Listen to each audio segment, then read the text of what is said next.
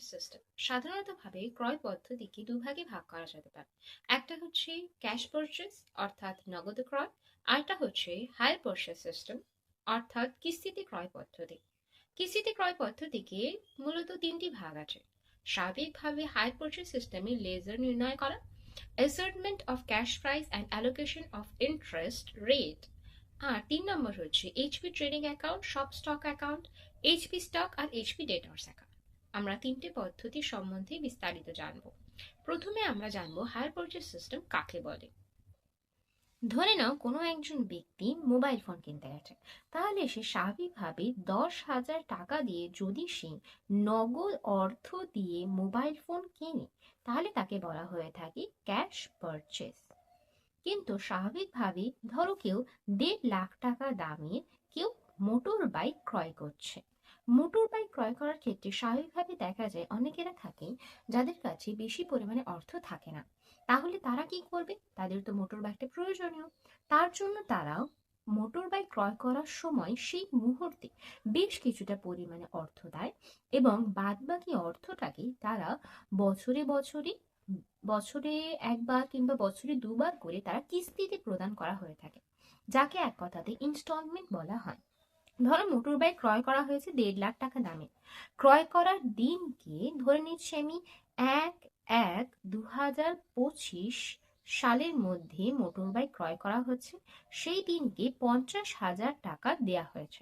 এই ৫০,০০০ টাকা বলা হয়ে থাকে ডাউন পেমেন্ট। যে পেমেন্টটা যেদিন ক্রয় করা হচ্ছে সেই দিন দেয়া হচ্ছে। এরপরে বাদবাকি যে ১ লাখ টাকাটা থাকবে সেটাকে একটা নির্দিষ্ট হারে, ধরে নাও 3% সুদে একটা কিছু বছরের জন্য সেটা ইনস্টলমেন্ট ভাবে দেয়া হয়ে থাকে। হায়ার পারচেজ সিস্টেম হলো এমন একটা পদ্ধতি যার মাধ্যমে কিভাবে কোনো একটা পণ্য ডাউন পেমেন্ট করার পর কিস্তিতে নির্দিষ্ট সময় অন্তর অন্তর নির্দিষ্ট হারে দেয়া হয় সেটা নির্ণয় করা হয়ে থাকে। এরপর আমরা এমন একটা অঙ্ক করব যার মাধ্যমে আমরা আরো বেশি ভালো করে বুঝতে পারবো যে হায়ার পারচেজ সিস্টেম কিভাবে গণনা করা হয়ে থাকে। এবারে আমরা একটা অঙ্কের মাধ্যমে জিনিসটাকে বুঝবো। অঙ্কে কি বলছে? Van Suppliers Limited sold a tempo to Motor Purchasing Company on hire purchase system. এই লাইনে তারা আমরা বুঝতে পারছি যে van suppliers limited motor purchasing কোম্পানিকে একটা টেম্পো বিক্রি করছে হায়ার পারচেস সিস্টেমের মাধ্যমে। কত তারিখে? না, ১ জানুয়ারি ২০২৬ তারিখে বিক্রি করছে। The agreed cash price was 8,400 which was to bear interest at 6% per annum. তাহলে van suppliers limited motor purchasing কোম্পানিকে একটা টেম্পো বিক্রি করছে ১ জানুয়ারি ২০২৬ তারিখে, যেটার নগদ অর্থ কত? না ৮,৪০০ টাকা। এবারে ওরা একটা হায়ার পারচেস সিস্টেমে বিক্রি করছে। তো প্রথমে ওরা ডেলিভারিতে ২,০০০ টাকা দিচ্ছে। ডেলিভারি এই টাকাটাকেই বলা হয়ে থাকে ডাউন পেমেন্ট। তারপর ওরা কিভাবে দিচ্ছে? না, ৩১/১২/৮৭, দেখো ঠিক ১ বছর পর, জানুয়ারি থেকে ডিসেম্বর ১ বছর পর ২,৪০০ টাকা দিচ্ছে। আবার ২০২৮ সালে ২,৪০০ টাকা দেবে, আর ২০২৯ সালে আবার ২,৪০০ টাকা দেবে। স্বাভাবিকভাবে যদি দেখা যায় ৩ বার ২,৪০০ আর ২,০০০, কিন্তু ৮,৪০০ থেকে বেশি অর্থই হয়ে যায়। কেন? কারণ আমাদের একটা ইন্টারেস্ট আছে। তাই স্বাভাবিকভাবে নগদ অর্থে কোনো পণ্য ক্রয় করলে কোনো ইন্টারেস্ট দিতে হয় না, নগদ অর্থেই কেনা যায়। কিন্তু যদি কিস্তিতে কোনো পণ্য ক্রয় করা হয়ে থাকে তাহলে তার জন্য একটা ইন্টারেস্ট দিতে হয়। Motor car purchasing company provides a depreciation at the rate 10% per annum under reducing balance method. তাহলে মোটর পারচেস কোম্পানি এটা ডেপ্রিসিয়েশন করছে কত পার্সেন্টে? না 10% পার অ্যানাম, সেটা আবার রিডিউসিং ব্যালেন্স মেথডের মধ্যে। আমরা প্রথমেই হায়ার পারচেস সিস্টেমের লেজারটাকে করব, তারপরে আমরা ডেপ্রিসিয়েশনে যাব। এই লেজারটা করার আগে আমাদেরকে একটা ছোট ওয়ার্কিংস করে নিতে হবে, যার মাধ্যমে আমরা বুঝতে পারবো যে কত তারিখে কিভাবে আমাদের হিসাবগুলো স্পষ্ট হচ্ছে। তো প্রথমে ওয়ার্কিংসের জন্য একটা স্পষ্ট লম্বা পাতা খুলে রাখবে, যেখানে তোমরা সহজে ওয়ার্কিংসটা উপরে করতে পারবে আর লেজারটাকে নিচে করতে পারবে। ওয়ার্কিংসটা করার জন্য সবার প্রথমে এখানে লিখবে ইয়ার। ইয়ার মানে যেখানে আমরা সময়টা নির্বাচন করব যে কত কত তারিখে দেয়া হচ্ছে। তারপরে আসবে আমাদের ওপেনিং ব্যালেন্স। আমি এখানে ওপি ব্যালেন্স লিখছি, তোমরা পূর্ণভাবেও লিখতে পারো। তারপরে লিখবো আমরা ইন্টারেস্ট, কত টাকা করে আমাদের ইন্টারেস্ট দিতে হচ্ছে। তারপরে লিখবো হচ্ছে ইনস্টলমেন্ট ডিউ, মানে কত টাকা করে আমাদের বাকি পড়ছে। তারপরে লিখবো ইনস্টলমেন্ট পেইড, মানে কত টাকা করে আমাদের ইনস্টলমেন্ট পেইড করা হচ্ছে। অবশেষে ক্লোজিং ব্যালেন্স লেখা হয়ে থাকে। প্রত্যেকটা তলায় ছোট করে আমরা আন্ডারলাইন করে দেবো যাতে স্পষ্টতা আমরা বুঝতে পারি। তো আমরা কি জানতে পারছি কত তারিখে পণ্যটা ক্রয় করা হচ্ছে? 1 জানুয়ারি 2026। তো আমরা এখানে লিখব 1/1/2026। যখন পণ্যটা ক্রয় করা হয়েছে তখন পণ্যটার দাম কত? না 8,400 টাকা হচ্ছে পণ্যটার দাম। এবার দেখো, প্রথম বছরে যেদিন ক্রয় করা হচ্ছে সেদিন কোনো ইন্টারেস্ট দেওয়া হয় না, তাই এখানে একটা ছোট্ট একটা আমরা ড্যাশ দিয়ে দেবো। তাহলে আমাদের কত টাকা দেয়া বাকি আছে? আমাদের মোট টাকা দেয়া বাকি আছে হচ্ছে 8,400 টাকায়। এবার 1/1/26 তারিখে কি দেয়া হচ্ছে? 1/1/26 তারিখে আমাদের ডেলিভারি দেয়া হচ্ছে, মানে ডাউন পেমেন্ট করা হচ্ছে। তাহলে ডাউন পেমেন্টের অ্যামাউন্টটা আমরা ইনস্টলমেন্ট পেইডের জায়গায় লিখে দেবো, যেখানে লিখব 2,000 টাকা। আমরা এখানে ব্র্যাকেটে লিখে দেবো ডাউন পেমেন্ট। এবারে দেখো, আমাদের টেম্পোটার দাম ছিল 8,400 টাকা, 2,000 টাকা দিয়ে দিয়েছে, তাহলে আমাদের কত টাকা পড়ে থাকবে? না 6,400 টাকা আমাদের টেম্পোটার দাম পড়ে থাকবে। এবারে আমাদের ফার্স্ট ইনস্টলমেন্ট কত তারিখে দিচ্ছে? 31/12/27, মানে এখানে তারিখটাকে একটু আমি চেঞ্জ করে দিলাম, 2026 জায়গায় 2027 সালে পণ্যটা ক্রয় করা হচ্ছে। এবারে 2027 সালে পণ্যটা ক্রয় করা হলে সেই বছরেরই শেষে আমাদের একটা পেমেন্ট দিতে হবে, সেটা হয়ে যাবে আমাদের 31/12/2027। এই বছরের ক্লোজিং ব্যালেন্সটাই আমাদের পরের বছরের ওপেনিং ব্যালেন্স হয়ে যায়। তাহলে 6,400 হয়ে গেল আমাদের ওপেনিং ব্যালেন্স। এবার আমরা কি জানি, আমাদের প্রত্যেক বছরে একটা নির্দিষ্ট হারে ইন্টারেস্ট দিতে হয়। তাহলে 6,400 এর 6% ইন্টারেস্ট হয় 384 টাকা। এবারে ভাবো, এমনি তো ক্যাশ প্রাইস 6,400 আমাদের টাকা দিতে হতোই, এর পাশাপাশি আমাদের ইন্টারেস্ট কত টাকা দিতে হবে? না 384 টাকা। তাহলে মোট কত টাকা আমাদের দেওয়ার কথা? 6,784 টাকা আমাদের মোট দিতে হবে। এর মধ্যে অ্যাকচুয়ালি আমাদের পেইড কত টাকা করেছিল? 2,400 টাকা। তাহলে অ্যাকচুয়ালি ইনস্টলমেন্ট পেইড হয়েছে 2,400 টাকা। এবারে ইনস্টলমেন্ট ডিউ এর থেকে কতটা ইনস্টলমেন্ট পেইড করেছে? 6,784 টাকার মধ্যে 2,400 টাকা পেইড করেছে। তাহলে পড়ে থাকবে কত? 4,384 টাকা আমাদের ক্লোজিং ব্যালেন্সে পড়ে থাকবে। এবারে স্বাভাবিকভাবেই আমরা পরের ডেট দেবো 31/12/28।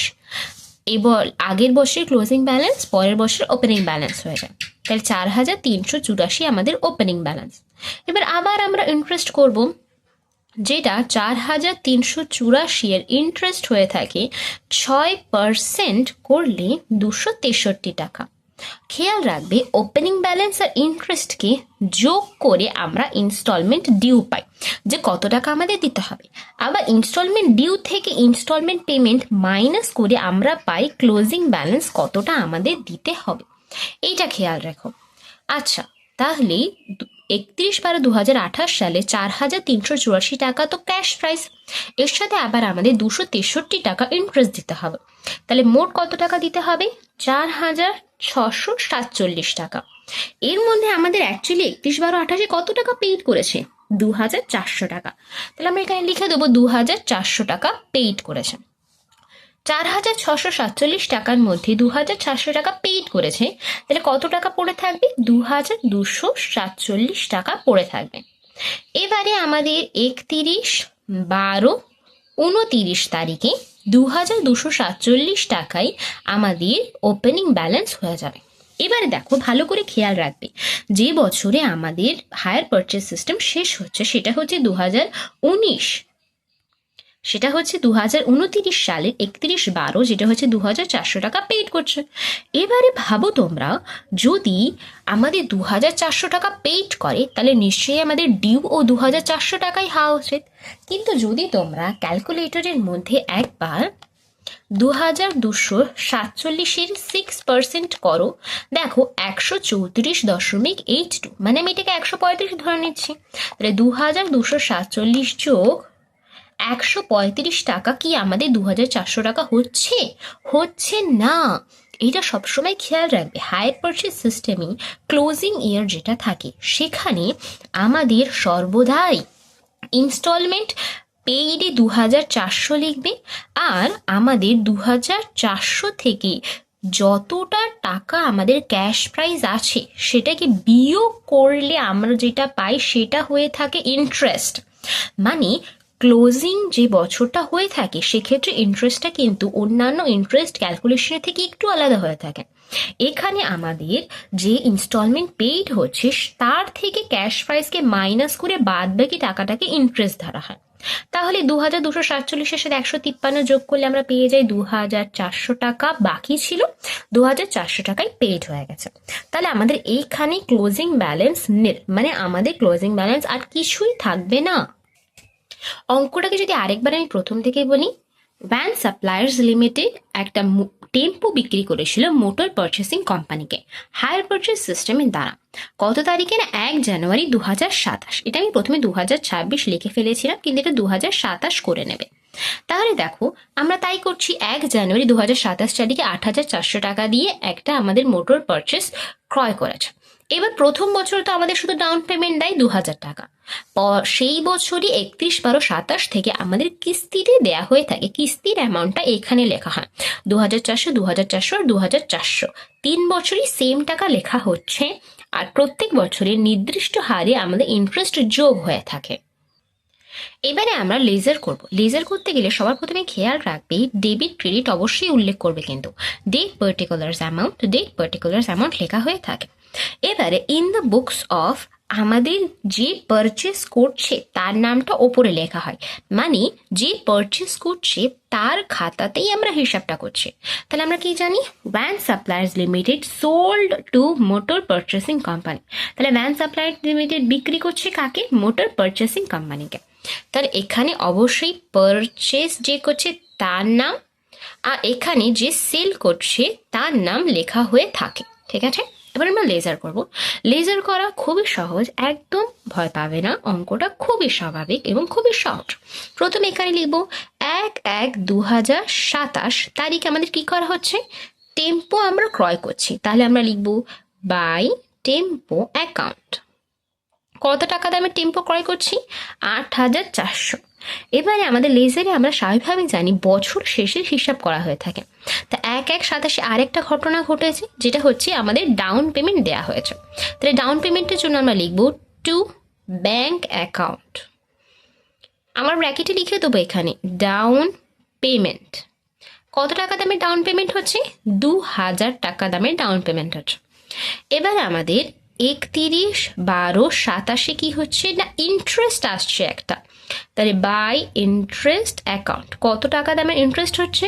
384 টাকা দামের। এইখানে আমাদের ওয়ার্কিংসটা দেখে দেখেই লেজারটাকে করবে, তাহলে অঙ্কটা করতে খুব সুবিধা হবে। তাহলে 384 টাকা আমরা লিখে দিলাম ইন্টারেস্ট। এবারে 31/12/27 আরেকটা কি হয়েছে না ফার্স্ট ইনস্টলমেন্ট পেইড হয়েছে। এইটা হচ্ছে ফার্স্ট ইনস্টলমেন্ট, এটা সেকেন্ড ইনস্টলমেন্ট, এইটা হচ্ছে থার্ড ইনস্টলমেন্ট আমরা পে করছি। তাহলে আমরা আবার লিখব টু ব্যাংক অ্যাকাউন্ট, এখানে লিখব ফার্স্ট ইনস্টলমেন্ট পেইড। প্রত্যেকবার ব্র্যাকেটে কথাগুলোকে লিখবে 2,400 টাকা পে করছে। তাহলে আমাদের এখানে একটা আমরা দাগ টেনে দিই, তাহলে কত টাকা? এখানে হচ্ছে 8,784 টাকা, এখানেও 8,784 টাকা, আর এখানে আমাদের সিডি থাকবে 4,384 টাকা। দেখো এইটার সাথে আমাদের এখানকার ক্লোজিং ব্যালেন্স ম্যাচ করে গেছে, তার মানে আমরা অঙ্কটা ঠিকই আছে। এবার এখানেও আমরা অবশ্যই বছর শেষের তারিখ দেব, টু ব্যালেন্স সিডি। এইটাই আবার আমাদের এইখানে চলে আসবে 1/1/2028 বলে বাই ব্যালেন্স বিডি বলে 4,384 টাকা। এবারে 1/1/88, তার মানে আমরা 28 সালে হিসাব করছি। এখানে অবশ্যই আমাদের ইন্টারেস্ট আসবে, যেটা আমরা লিখে দেবো 31/12/28। ইন্টারেস্ট কত আসছে আমাদের? বাই ইন্টারেস্ট দেখো 263 টাকা হচ্ছে আমাদের ইন্টারেস্ট। এবার আমরা এটাকে যোগ করে দেবো 4,647 টাকা। একইভাবে এখানে আমাদের একটা আসবে টু ব্যাংক অ্যাকাউন্ট বলে সেকেন্ড ইনস্টলমেন্ট পেড। আমি আর লিখলাম না, তোমরা কিন্তু অবশ্যই লিখবে ব্র্যাকেটের মধ্যে। 2,400 টাকা পেইড হচ্ছে, তাহলে দুটোরই ব্যালেন্স অবশ্যই 4,647 টাকা হবে। আর এখানে বছর শেষের তারিখ দেব আমরা টু ব্যালেন্স সিডি, আমাদের কত টাকা হবে? 2,247 টাকা। বিয়োগ করে দেখে নেবে, দেখবে একদম ক্লোজিং এর যে ব্যালেন্সগুলো আছে সেটাই আমাদের ব্যালেন্স সিডি হয়। এবার আমরা একদম আমাদের অঙ্কের শেষে চলে এসেছি। সেখানে আমরা আবার এখানে 1/1/2029 দেব, যেখানে বাই ব্যালেন্স বিডি হচ্ছে 2,247 টাকা।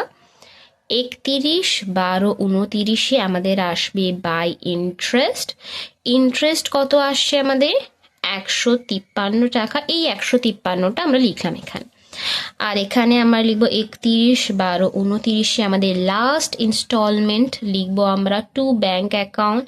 এখানে থার্ড ইনস্টলমেন্ট পে লিখবে 2,400 টাকা। আর দুটোরই আমাদের ক্লোজিং হয়ে গেল 2,400 টাকা। বুঝতে পেরেছো? তলায় দুটো দাগ দিয়ে দেবে, কারণ অঙ্ক শেষে দুটো দাগ দিতে হয়। এবারে পুরো অঙ্কটাকে আরেকবার যদি আমি প্রথম থেকে বলি, হায়ার পারচেস সিস্টেমে একটা পণ্য ক্রয় করা হচ্ছিল। ক্রয় করছিল মোটর পারচেসিং কোম্পানি। কার কাছ থেকে? ভ্যান সাপ্লায়ার্স থেকে। হায়ার পারচেস সিস্টেমে 8,400 টাকা হচ্ছে সেটার দাম, 6% ইন্টারেস্টের। এবারে 8,400 টাকা আমাদের প্রথমে দিচ্ছে ডাউন পেমেন্ট 2,000 টাকা, পড়ে রইল 6,400 টাকা। এবারে 6,400 টাকাই আমাদের আবার 6% ইন্টারেস্টে 2,400 করে দেয়া হলো। ফার্স্ট সেকেন্ড থার্ডে আমাদের মোট করে আমাদের পুরো টেম্পোর দামটাকে দিয়ে দেওয়া হবে এই কটা তারিখের মধ্যে, এবং তার একটা জার্নাল। এভাবে অঙ্ক হয়ে থাকে।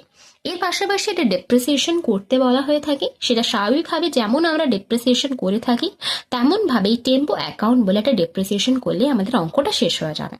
হায়ার পারচেস সিস্টেম অঙ্ক তেমন কোনো কঠিন নয়, খুবই সহজ ব্যাপার। আর যদি কোনো কিছু বুঝতে সমস্যা হয়ে থাকে, কোনো জায়গা বুঝতে পারছো না, বা এটা কেন হলে বুঝতে পারছো না, তাহলে অবশ্যই আমাকে জানাবে। আমি হায়ার পারচেস সিস্টেমে আরও বেশ কিছু অঙ্ক পরের দিনকে করাবো, যার মধ্যে অবশ্যই প্রথমে আমরা হায়ার পারচেস সিস্টেমটাকে খুব ভালো করে বুঝে নেব। তারপর আমরা assortment of cash price and allocation of interest করব। তারপরে HP trading shop stock, HP stock আর এইচপি ডেটার্স অ্যাকাউন্ট করব। এই 3টে পর্যায় করলে আমাদের পুরো হায়ার পারচেস সিস্টেমটা আমাদের রপ্ত হয়ে যাবে।